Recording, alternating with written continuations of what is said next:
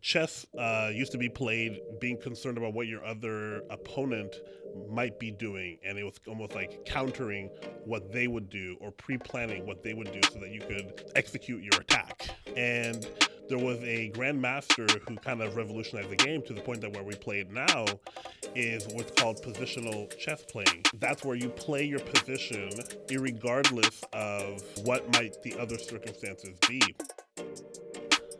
What's up, guys? Welcome back to another episode of the More Life Podcast. My name is Bart, if you're new around here. And today we're talking about burnout. We're talking about overstimulation. We're talking about taking breaks and reprieve. And we're going to jump into that in just a moment. But first, I need you to do me a favor.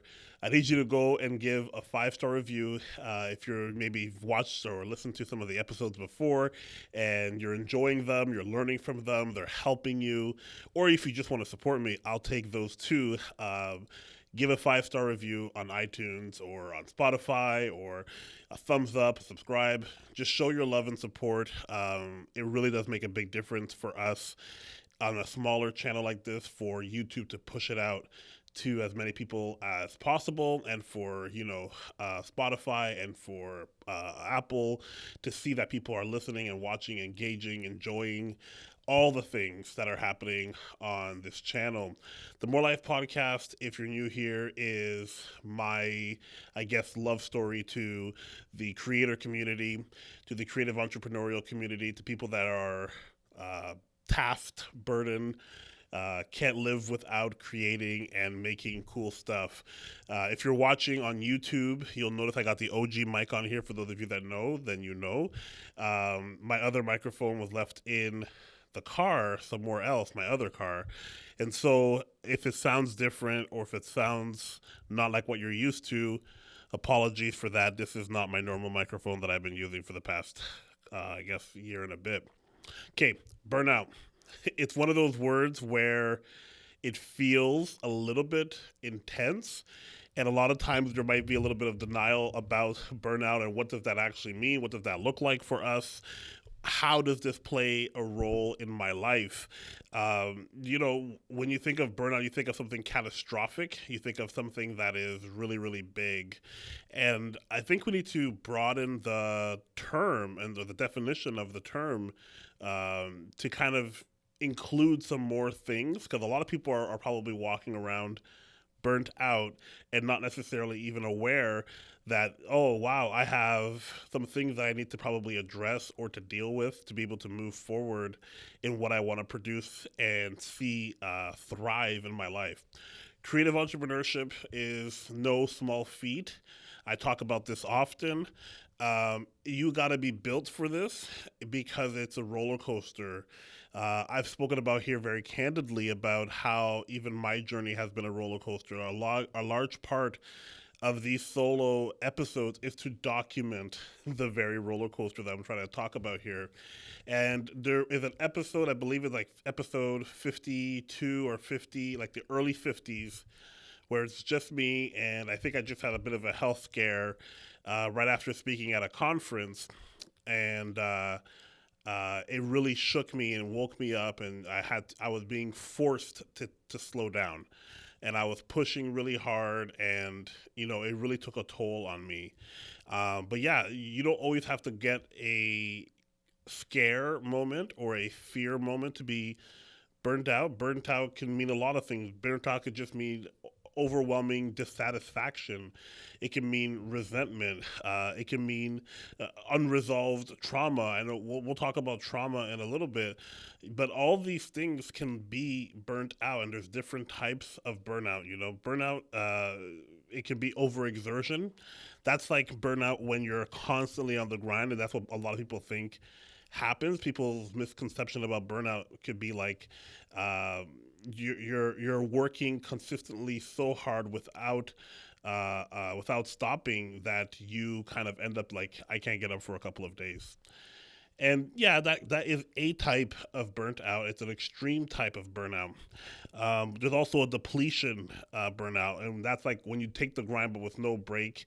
But that type of stuff is usually solved with, I don't know, a little mini vacation, a weekend away or something like that, and you feel refreshed and you can keep going. It's almost like you're being overwhelmed. And then there's like misalignment, and people don't often think about misalignment as a burnout. Misalignment burnout is kind of where you feel that you're not headed in the direction that you wish that you were. You have an envisioned goal or life that you want, and you feel like I'm doing the things that I'm just doing because I'm doing them, and I know I'm drifting away further and further away from where I want to be. So there's a misalignment there. So there's different kinds of burnout. It's not just being overrun and overworked. It's not just being dissatisfied. Burnout is something that takes tolls on people's lives, and it affects your work. And that's the part that I care about the most. We're all professionals here. This might be your side hustle. You might be a creative entrepreneur that's just starting out, or you're a seasoned vet and you've been doing this for a while. Your output is very important. It's gonna take, the way that your mind works is you think in terms of output. We are stimulated by everything, and we want to cut through that and be able to deliver. There's a sense of being special, being somebody who can withstand the stress of those external circumstances and prevail. So a lot of people deny having burnout. A lot of people are like, nah, that's not me, that's somebody else. And that's why I thought it would be really good to start by just redefining what I mean when I'm talking about burnout. A lot of times, resentment or dissatisfaction can seep into our lives by external sources, your workplace, your home life. These things can have a toll, and it can be the breeding ground for that resentment, right? There's a lot of things that we are trying to overcome, and those things come from a certain purview. They come from a purview of external factors, and these external factors are what people think about you, are how if you're supporting family and friends, how those people are going to be affected by your decisions. And so you end up pushing yourself maybe beyond your limit, or even how you use your mind. Like I said, there's different kinds of burnout. So if you're misaligned and you're putting all of your best efforts in the wrong direction, yes, you're working hard, yes, you're pursuing, yes, you might even be successful, but ultimately you know that you're drifting, you're lost. Many years ago, centuries ago, chess used to be played being concerned about what your other opponent might be doing, and it was almost like countering what they would do or pre-planning what they would do so that you could, execute your attack. And there was a grandmaster who kind of revolutionized the game to the point that where we play it now is what's called positional chess playing. And that's where you play your position and you stand in your position irregardless of, what might the other circumstances be. So the first thing I think we have to understand, just like this chess analogy that I'm using, is the game is rigged. Okay, I'm sure there's a lot of situations that you could say the game is rigged, but the game is rigged where we have been so desensitized to our own value, that we value so many more and other sources and voices that affect how we see ourselves, how we then in turn internalize it, and then how we execute. So we have to tip the scale back in our favor. We need to have self-awareness, okay? Self-awareness is going to be able to help you align yourself, better to your real goals. And as an entrepreneur, you want to be in a place where, your mind is working in a way that's helping you produce work, that you have proper input, proper output. But if we are always listening, watching, and desiring, coveting other people's approval, we are going to find ourselves in a loop that we can never satisfy everybody, and that there is a void that we are working so hard to fill, but we're not even able to fill it because we've put the power into somebody else's hands. So first things first, let's tip the scales in the right direction. We don't want to be chasing other people's approval. We don't want to be chasing other people's lives. This is an easy way for burnout. We live in a weird world. Okay, this is not the life that I grew up in. Like I'm at that point now in my age and stage where I'm only in my mid 30s, but it's like, okay, the world that I grew up in is not what I exist in now. I'm reading off of an iPad here, my notes. I have my cell phone. My laptop is here. We have cameras. There's lights.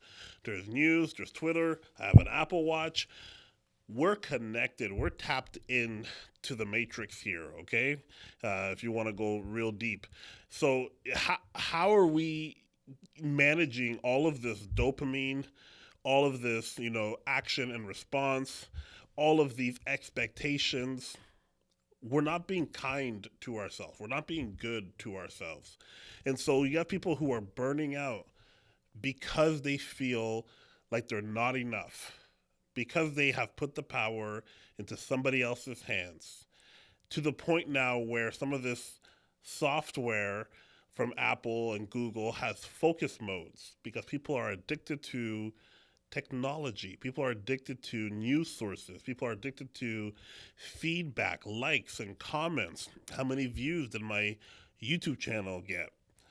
I recently put a personal focus mode on my phone just to be able to, when I show up at home, it takes away all the other apps except for the regular apps that I would use for like family management, bank accounts, Bell, my telecommunications service provider, like those things. Like, oh, I got to pay a bill. I got to check this.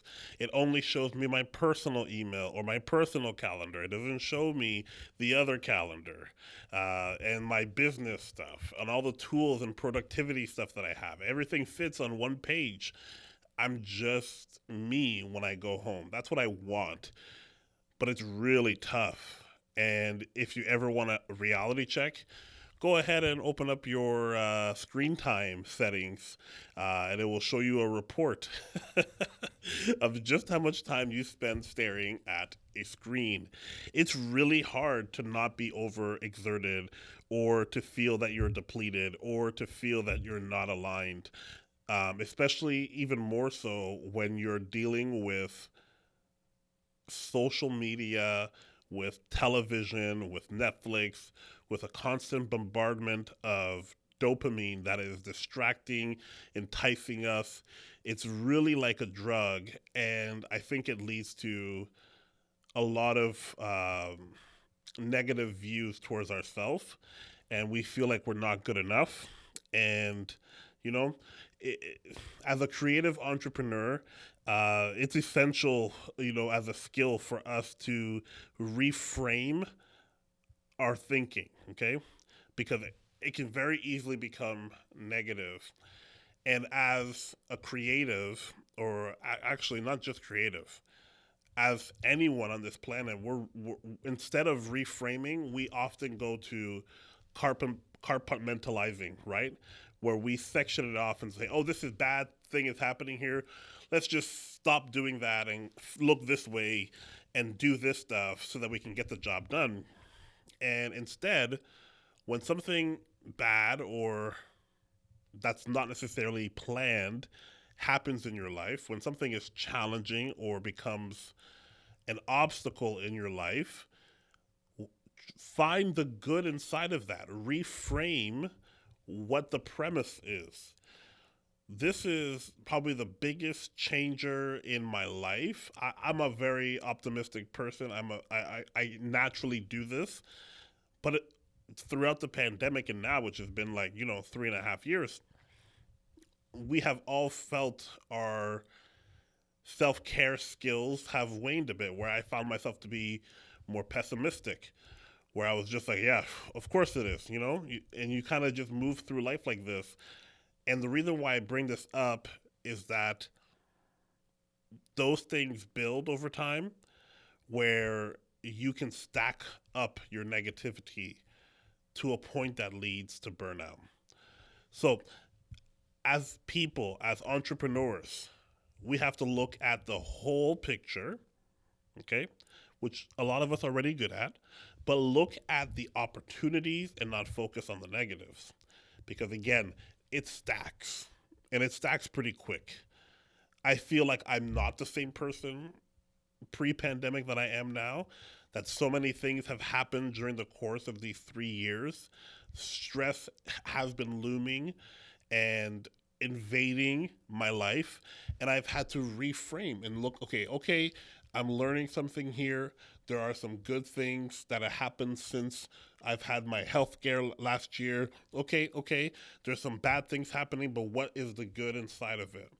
And I know I'm not a motivational speaker, but how you frame and use your mind is extremely important to your outlook in life and can keep you on the right balanced life.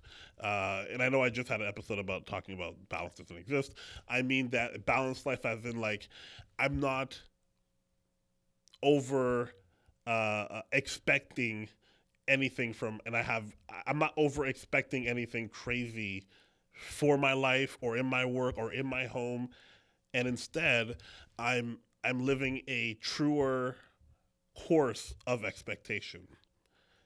We talked about this before, how expectations really affects your happiness, your mood, really affects your stability. So if you want to have that stable, we're just working towards our goals, we're grinding, we're doing good work, then you really have to be conscious of looking at the whole picture. Burnout feels extreme. It feels so like it's not me, it's them. Oh, you can't perform your job, you're having, a tough time. That's you. Entrepreneurs, we want to be those people who are like mavericks. You know, despite all the chaos and drama that's happening, we want to make sure that we are the ones that prevailed, that got through to the end. So the question that we have to ask, this is my next big point here, is asking yourself the question, am I stressed? Is there something going on in my life that I need to address? I heard this quote, and I don't know who it's from. It says, life will always confront you with situations and people to expose areas that you are not free. And man, is that not ever true? You keep facing these same challenges, the same stress. Maybe there's something tied up there. Maybe there's something there that you're not quite sure and you haven't necessarily dealt with. And so that's something you have to deal with. And don't worry, I know we're talking a lot about the bad stuff about burnout. We're going to get to the good stuff too. But are you stressed? Ask yourself the real question. Sometimes, especially as creative entrepreneurs, we feel because we are gifted the opportunity to do the work that we're so passionate about that we're not stressed. Like if you ask me, Bart, are you stressed? I'll be like, nah, I'll be fine. Because I know, oh, I have so much control over my time. I only do the things that I care about. That's not always the case. Maybe we're not necessarily always the best managers of our time.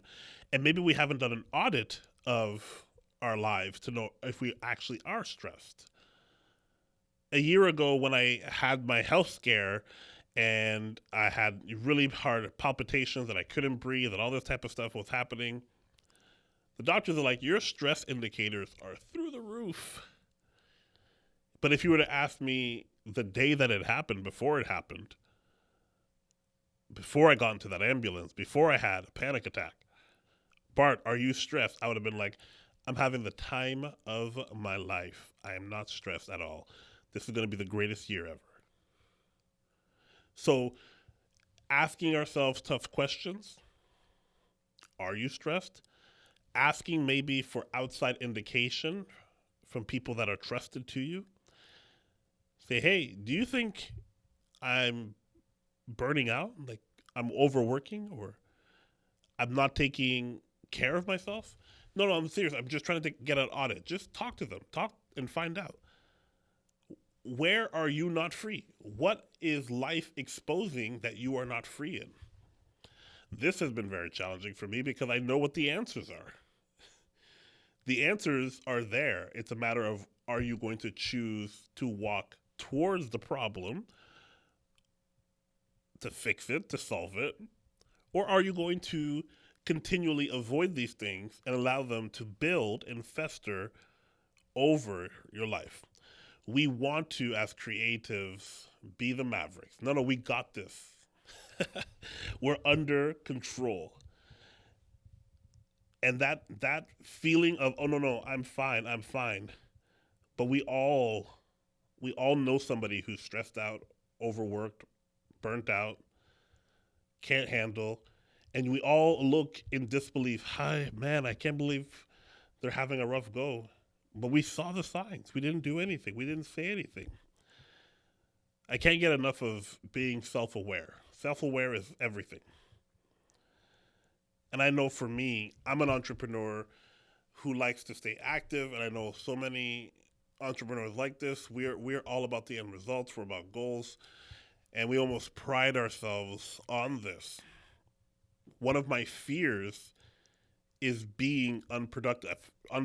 And I know that sounds insane to a lot of people who are not wired in their brain like I'm wired. And if you're listening to this, maybe you are. That entrepreneurial, like, we're just looking to solve problems, get results, and high five. But that fear is real. I don't know if it's based on something or what. I feel like I'm unproductive if I just sit around all day. Some days I need that, and I've been learning to accept the moments where I'm like, you know what? I'm not doing anything today. I'm not leaving my house. I'm not putting on any real clothes, because I'm a big fan of, like, you got to put on your clothes. You get up in the morning. It doesn't matter if it's Saturday or Sunday. Get up, brush your teeth, get dressed. You know what I'm saying? Like, the world is seeing you. You are seeing the world, even if you're in your house. I'm a big proponent of that. I don't want to mosey around in my underwear all day. But there are some days I have to get out of my own head and be like, Bart, you're not going to do anything today. There's about 7 games of football on, and you should probably watch a few of them. And taking time to understand who and where I am in my career, in my personal life, is challenging for me because it feels unproductive. Being there all day feels like I'm wasting away. But there are things that we have to do to be able to do this, right? And like I mentioned, we're going to get to that in a few minutes. A lot of times, I mentioned in the beginning, when we think about burnout, we talk about dissatisfaction, we talk about resentment. But there was that other word I also used, and that's trauma. Trauma is one of those things where it's big life changes or moments that happen a lot of times when you're younger. That's what people think about, it's just when you're younger. But it happens all the way through your life. There are traumatic things, especially when they are combined with change. Traumatic experiences that lead or surround change. Change is a very powerful thing. It can propel you, but it could cripple you. And sometimes those changes build up over time.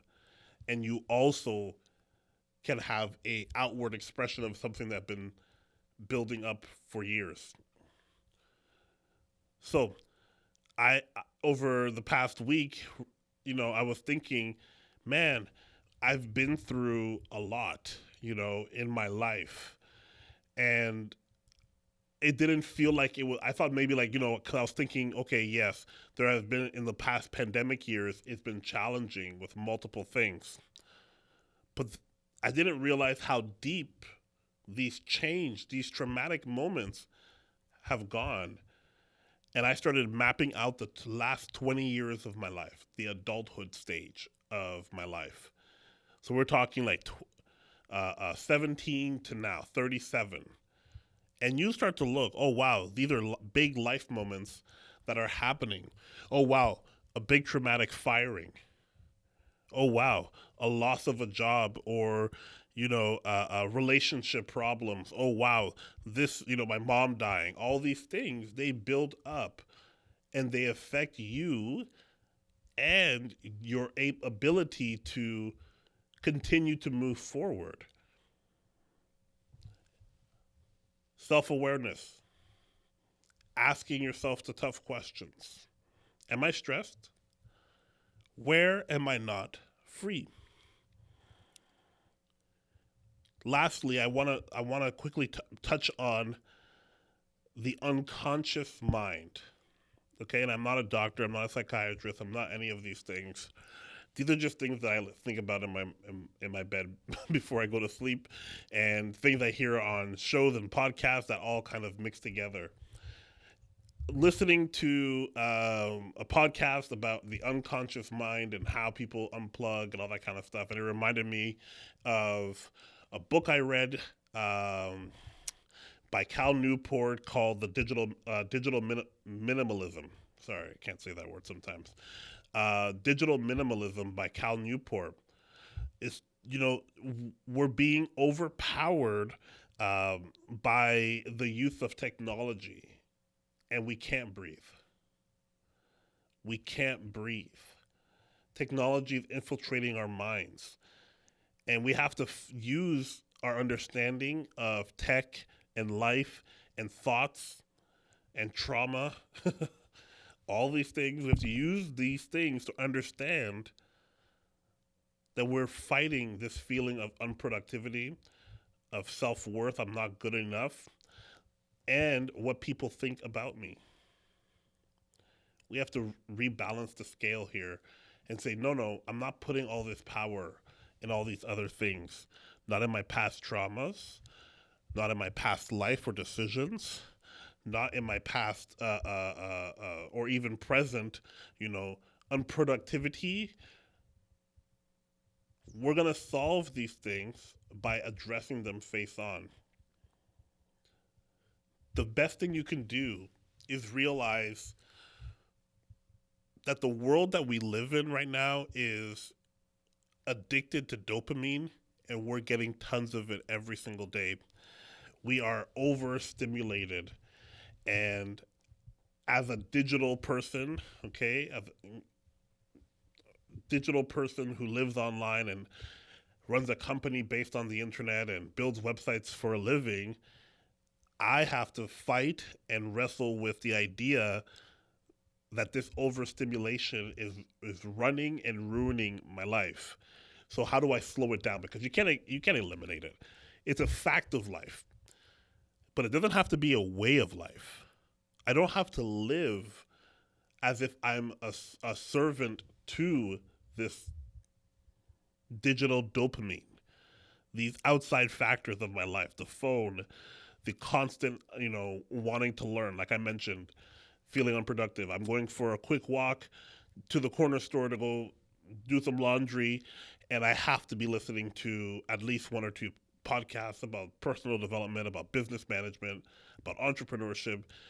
It always has to be some type of stimulation, whether it's the TV or it's a new documentary on Netflix and social media, or it's, social lives and social everything. How do we pull back? How do we work holistically? These are the challenges that I'm facing here in this stage of the company. There's so many different aspects that are going through our lives. And not only that, as somebody who has people who works for them, what is happening in my staff's lives? What's happening within my team? Are they stressed out? Are they burnt out? Do they have someone who's asking them, in which areas of your life are you not free? Which situations keep presenting themselves? So we have to step away from this gamified life approach, and we have to look at seriously unstimulating our brains and having more quieted peace, digital minimalism. For me, I do this in three ways. It's the fill, empty, and use method. And this is just based off of how my brain works because I know I have a limited resource of my brain. It's comical how much of a drop off in productivity I have in the afternoons. So in the afternoons, that's when I used to fill my brain. I try to do learning. I try to do, as much socialization or happy stuff like that in the afternoon because my brain can't. In the morning, if you want me to get up at 5 in the morning, I'll do it. No problem. I'll be up, ready to go. But by the time the afternoon comes, I'm drained. So that's what I'm trying to read. That's what I'm trying to learn, socialize, set up appointments, a coffee date, something like that, where you can kind of sit down, talk, learn, take notes, all these things. My brain is good for that in the afternoon. It's passive. It's not necessarily anything crazy. I empty my mind at the end of the day. That's when I have this reminder on my app on my phone called Todoist. Every day, it used to remind me at 5. I punch it now to like 8:30. What are like the 10 things that are on your mind? And I just take my time and I just write them out because my mind is nonstop. It will think about work and business and creativity and learning and business management and all these different things nonstop. It's what my TikTok feed is when I'm scrolling TikTok. I don't even have funny memes. I just have more things about productivity and, personal development. So I write down quickly what is on my mind so I can journal it out or at least put some action items of like, oh, you still need to do this and this and this and don't forget that. Get it out of my brain. I'm trying to get into meditation and to do better planning for the next day. I look at my calendar real quick and just be like, okay, I'm getting ready for bed. The screen's going to be turning off soon. Okay, I need to at least look at my calendar. Where am I going to be? Who am I going to be talking to? Am I prepared for those meetings? And then in the morning, my favorite part, creativity, output, deliverables, focus. I try not to answer the phone in the mornings. I try to just do my work, get it done, so I can live my life. Is it a foolproof system? Absolutely not. Am I burnt out right now? Maybe. But I feel like I've turned a corner where